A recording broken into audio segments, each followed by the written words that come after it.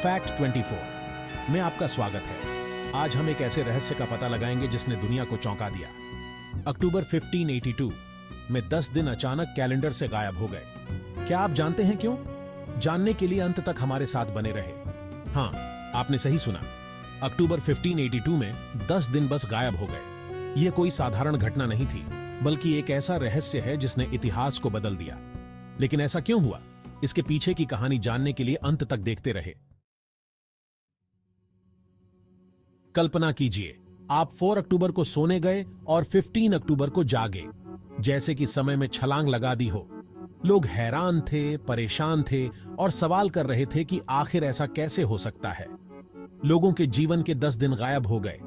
इन गायब दिनों के दौरान कोई जन्मा नहीं, कोई मरा नहीं और कोई घटनाएं दर्ज नहीं की गई। ये मानो वे दिन कभी अस्तित्व में ही नहीं थे। लेकिन असली कारण क्या था?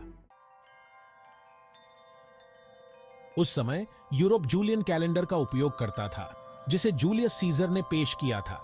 लेकिन इसमें एक खामी थी। यह सौर वर्ष की लंबाई को 11 मिनट से गलत मापता था। यह छोटी सी गलती सदियों में बढ़ती गई, जिससे कैलेंडर मौसमों के साथ असमंजस में पड़ गया। 16वीं सदी के अंत तक वसंत विषुव 21 मार्च के बजाय 11 मार्च को हो रहा था। यह असंगति केवल एक वैज्ञानिक त्रुटि नहीं थी, बल्कि इसके पीछे एक बड़ी कहानी छुपी थी। क्या आप जानते हैं कि इस समस्या को हल करने के लिए पोप ग्रेगरी 13 ने एक महत्वपूर्ण कदम उठाया? लेकिन यह कदम इतना नाटकीय था कि इसने समय की धारा को बदल दिया। तो ऐसा क्या हुआ था जिसने 10 दिनों को गायब कर दिया? क्या यह कोई साजिश थी या फिर कोई प्राकृतिक घटना? इसके पीछे का सच जानने के लिए अंत तक जुड़े रहें। शुरुआत में केवल कैथोलिक देश जैसे इटली, स्पेन, पुर्तगाल और पोलैंड ने नए कैलेंडर को अपनाया। प्रोटेस्टेंट और अनऑर्थोडॉक्स देशों ने इसका विरोध किया और इसे अपनाने में सदियां लग गईं। लेकिन ऐसा क्यों हुआ? जानने के लिए अंत तक बने रहें। और अब उस रहस्य का समय है जिसका आप सभी ने इंतजार किया।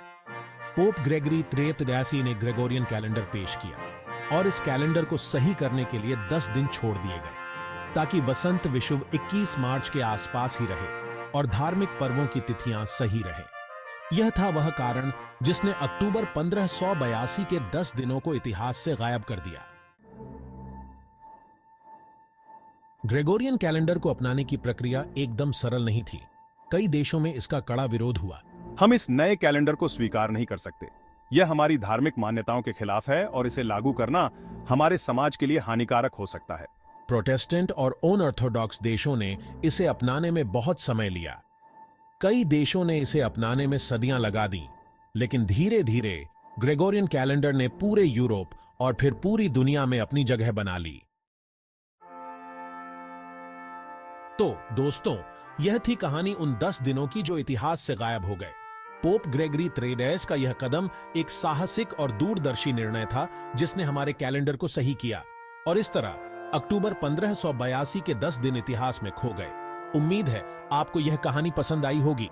फैक्ट 24 के अगले एपिसोड में फिर मिलेंगे। तब तक के लिए धन्यवाद और अलविदा।